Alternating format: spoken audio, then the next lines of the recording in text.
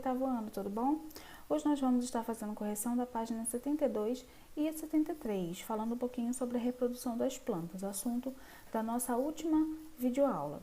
Gostaria de pedir a vocês que continuassem mantendo a organização desses assuntos no caderno e que também, de preferência, copiassem as perguntas e respostas para facilitar a verificação no nosso retorno. Lembrem que essas atividades estão valendo até 10 pontos, então é muito importante que vocês tenham tudo organizado. Outra coisa também, vocês podem me enviar agora um anexo lá na plataforma. Então é só tirar uma foto das atividades prontas, eu até já pedi algumas atividades nas semanas anteriores, estou aguardando aí esse envio pela plataforma. Então, tudo organizado, vamos começar aí as nossas correções, página 72. Então, o número 1 vai dizer assim: nomeie as partes indicadas pelos números e indique as partes femininas e masculinas da flor. Então, nós vimos, que a flor, ela tem estruturas relacionadas à reprodução, tanto a parte feminina quanto a parte masculina. A parte feminina é chamada de gineceu e a parte masculina é chamada de androceu.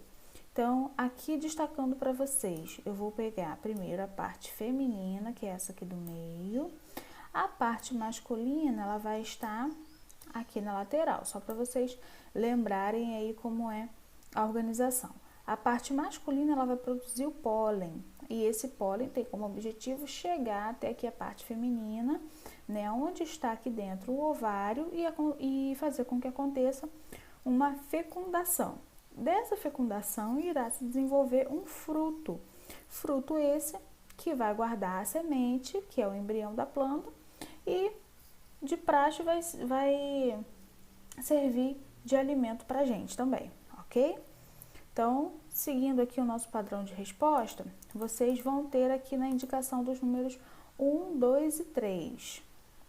1, anteras, 2, filetes, que são as partes masculinas, 3, estigma, 4, estilete e 5, o ovário, que é a parte feminina.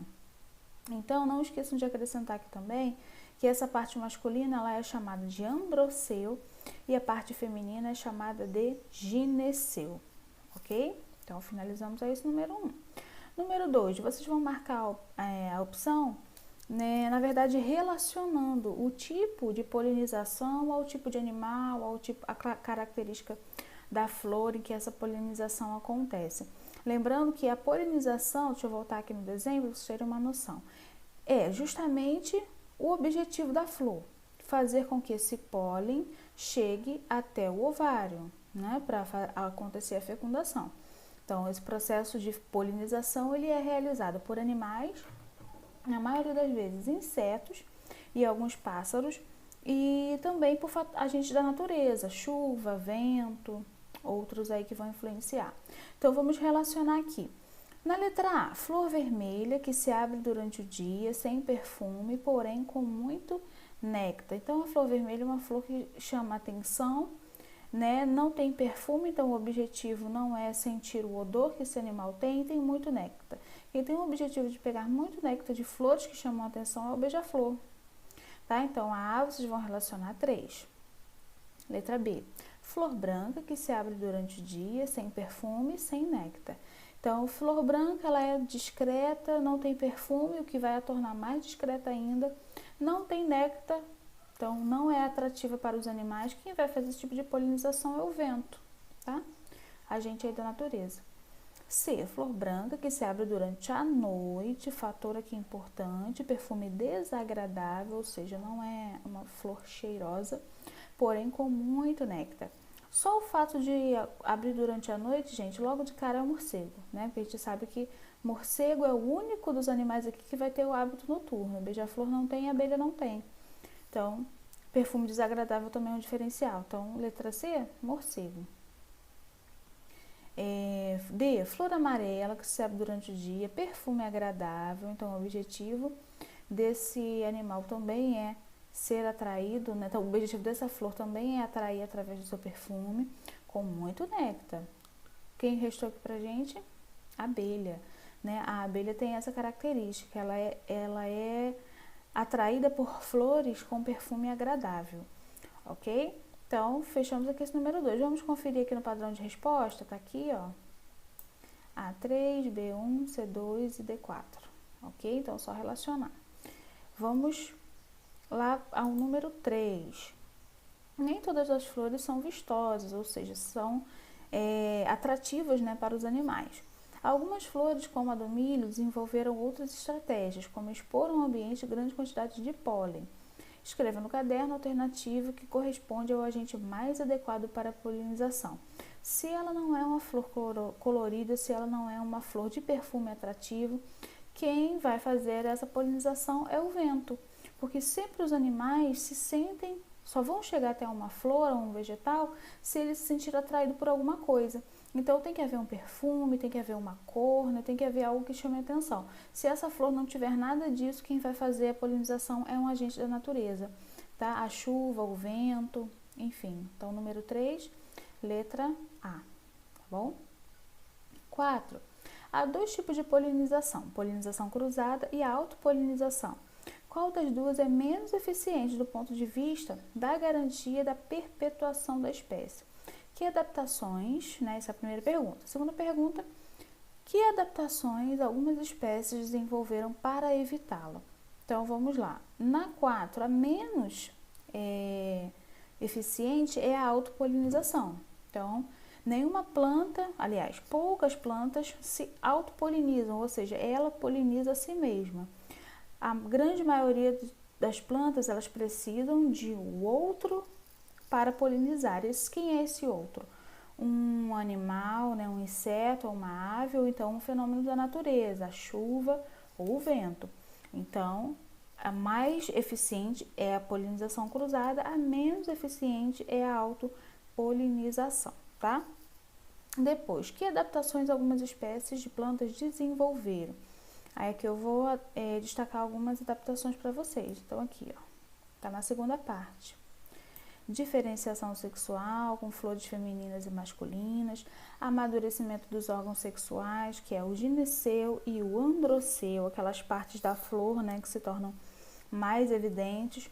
Tudo isso para facilitar a autofecundação. Mas lembrando que são poucas as flores, poucas as plantas que conseguem fazer essa autofecundação por ser muito difícil, né, acontecer na natureza. É mais fácil a gente encontrar animais que facilitem essa fecundação, essa polinização, tá bom? Então, fechamos aqui o número 4. Vamos à página 73. Lá na página 73, nós temos o refletir e o desafio. No desafio, nós temos o seguinte, um texto falando sobre um tipo de planta. Então, vamos lá.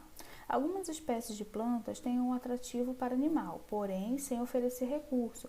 Um exemplo é a estapélia, cuja flor tem odor e aparência de carne em decomposição. Por isso atrai insetos que buscam alimento em um lugar para pôr os ovos. Há casos até de flores que se parecem fisicamente com insetos fêmeas e atraem machos para copular com a flor. Então, é um caso raro aí, mas acontece. Então, em letra A, qual é a vantagem biológica dessa estratégia para as plantas? Então, tudo isso, gente, vai facilitar a polinização, tá? Então, garante que a polinização aconteça e, dessa forma, garante que a variedade da espécie continue existindo, tá? Então, é a reprodução da planta. E para os animais que são atraídos, qual é a vantagem?